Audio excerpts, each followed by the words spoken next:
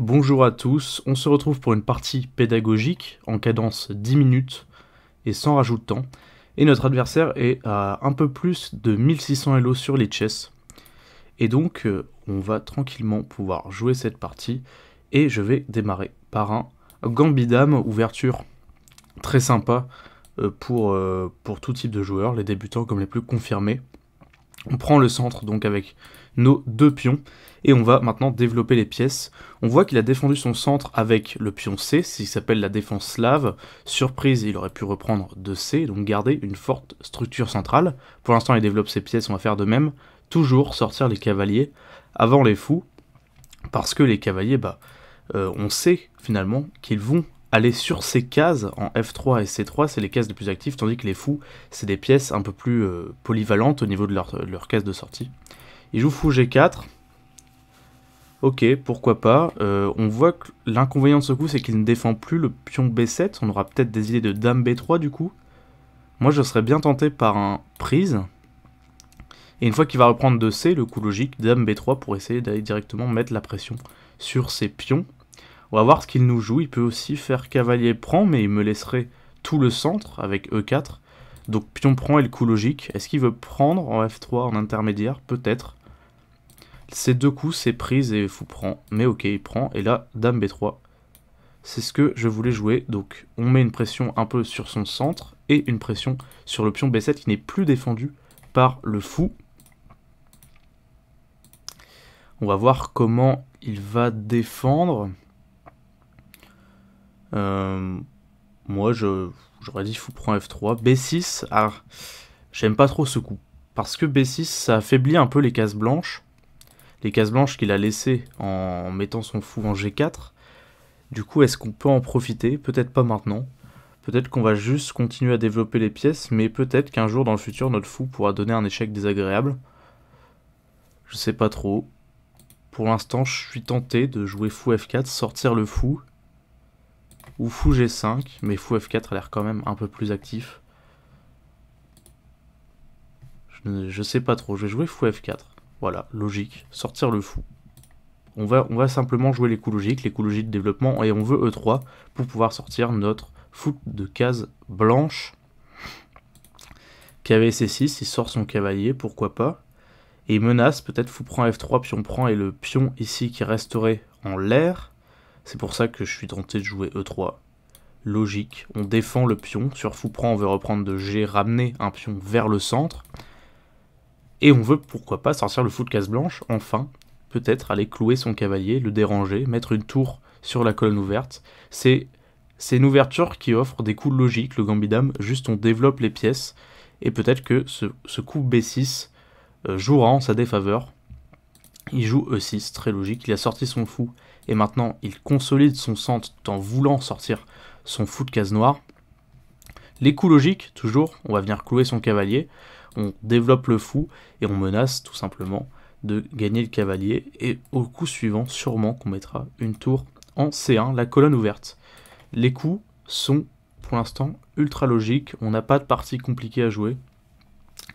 Donc là, le coup logique, ce serait par exemple tour C8, pour simplement défendre le cavalier. Pourquoi pas.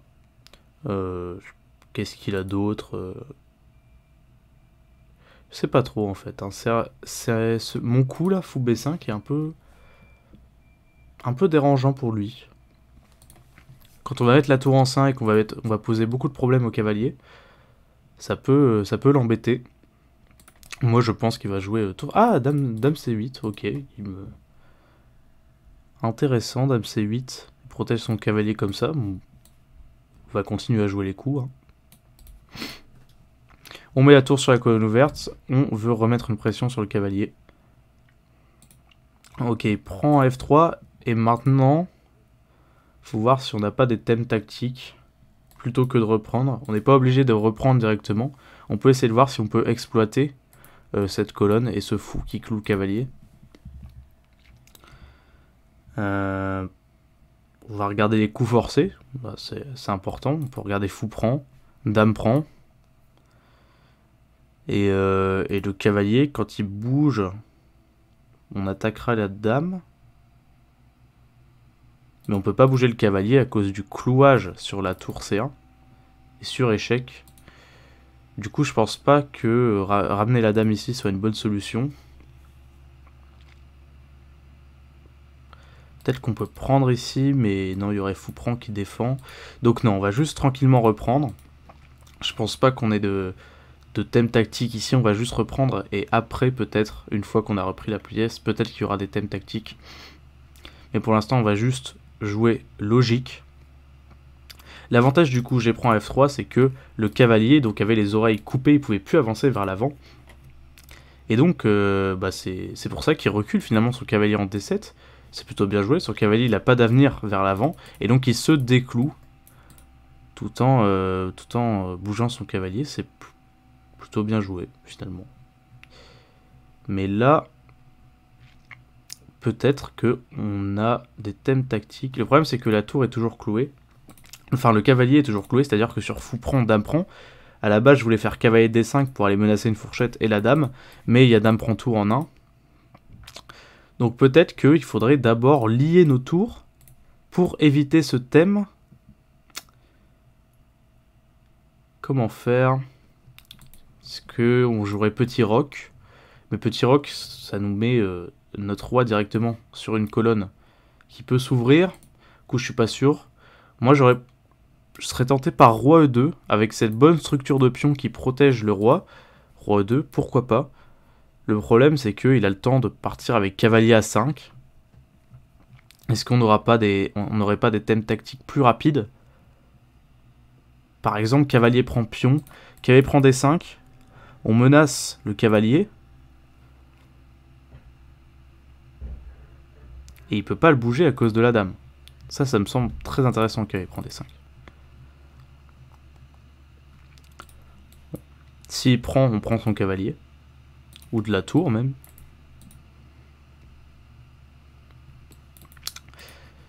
Sur cavalier A5, on prend sur échec. Suivi de dame D1 pour tout défendre. Donc ouais, j'ai l'impression que cavalier prend D5 a l'air de gagner du matériel. J'ai envie de le jouer. Allez, on y va. On voit que on ouvre la tour sur le cavalier et on évite de prendre avant. Parce que si on avait pris avant, il y aurait eu un clouage sur ce cavalier. Donc ouais, cavalier prend D5 a l'air de gagner du matériel. Et je menace aussi donc cette fourchette qui peut être très désagréable avec le fou très bien placé en F4 qui contrôle la case C7. Donc je pense que le coup à faire c'est prise. Même si sur prise on aurait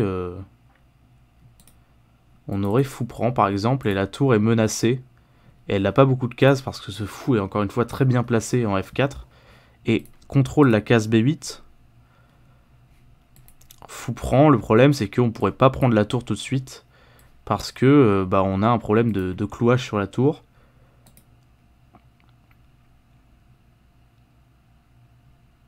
Du coup, on devrait jouer roi E2. Est-ce qu'il peut s'en sortir avec la tour? Probablement. Faut aussi regarder tour prend. Mais tour prend, il bouge simplement sa dame et ça fait pas grand chose. Moi j'aurais dit fou prend quand même.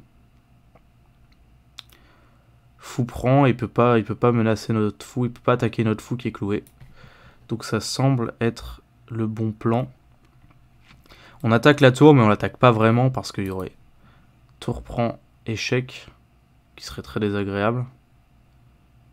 Suivi de la prise de l'autre tour. Du coup, il faudrait jouer roi E2. Le prochain coup, c'est sûrement roi E2. Et là, pour l'instant, on a juste un pion de plus, mais on voit que nos pièces sont beaucoup plus actives. Il a du mal à sortir son fou. On est plutôt pas mal dans cette partie. Qu'est-ce qu'il peut jouer? Il peut faire cet échec. Mais il y a juste dame prend fou là. Je crois qu'il y a juste dame prend fou et qu'il n'y a pas de souci. Ouais, c'est juste une pièce. Et là, j'étais complètement perdant. De toute façon, notre position était bien meilleure. Ouais, il aurait dû jouer fou E7, je pense, avec avec l'idée de roquer rapidement. Ouais, là, il fait n'importe quoi, il redonne un pion et menace le mat en même temps. Je réfléchis quand même, hein, toujours important de vérifier. Fou prend G5, ça devrait le faire, on menace le mat en E7.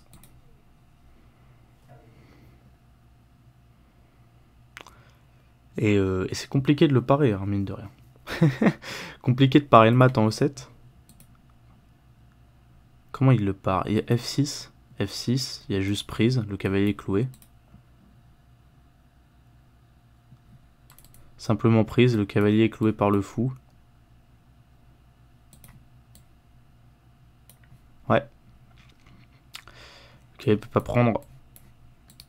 Roi ici, dame ici, échec. Dame E7, échec. Roi G6. Ouais, ça a l'air trop logique pour pas être joué, je vois pas le mat encore, mais ça devrait arriver dans quelques coups. Roi G6, échec. Roi G6 est forcé. Suivi dame G7, échec. Et on va tourner autour du roi jusqu'à ce qu'il y ait une opportunité. Donc non, on va essayer de le mater. Dame G7, échec. Roi F5. Dame G5, échec. Oh non, non, on a ça, c'est mieux. Ouais, je vois pas le mat. On va juste prendre la dame. On va le mater comme ça, je pense. Ça a l'air de mater plus facilement. Ouais, beaucoup plus facilement. Et dame G4. Échec et mat. Donc ouais, il suffisait d'éliminer le cavalier. Le cavalier qui défendait trop les cases. Et une fois éliminé, il y a mat facile. Nous voilà dans l'analyse de la partie. On a joué à 90 de précision. Selon l'ordinateur de Lichess. Donc D4, D5, pour l'instant c'est l'ouverture, c'est très logique. Cavalier F3, fou G4 est une petite imprécision, mais ça se comprend. C'est prend D5, puis on prend Dame B3 et B6, voilà, c'est ce que je vous disais, ça affaiblit un peu trop les cases blanches.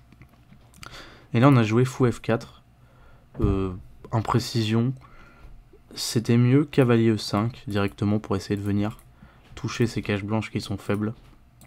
Cavalier C6, E3, bon c'est des coups logiques mais qui sont pas très précis. L'ordinateur voulait E4 pour accentuer, pour mettre plus de pression, et là E6 c'est une gaffe à cause de fou B5, et là il est dans de sérieux ennuis comme je disais tout à l'heure. Dame C8, et là ouais, cavalier E5 est vraiment un coup logique. J'ai joué un peu vite tour C1 en voyant ce vis-à-vis tour dame, mais cavalier E5 c'est encore plus logique. On vient mettre la pression sur le cavalier cloué de manière plus efficace. Tour C1 est logique aussi, mais du coup il fait fou prend, G prend, cavalier D7, mais maintenant il y a cavalier prend D5, ça a été vu. Puis on prend, et fou prend C6, et là notre position est très très bien. Fou B4 échec donne juste une pièce, et après c'est une question de temps avant le mat.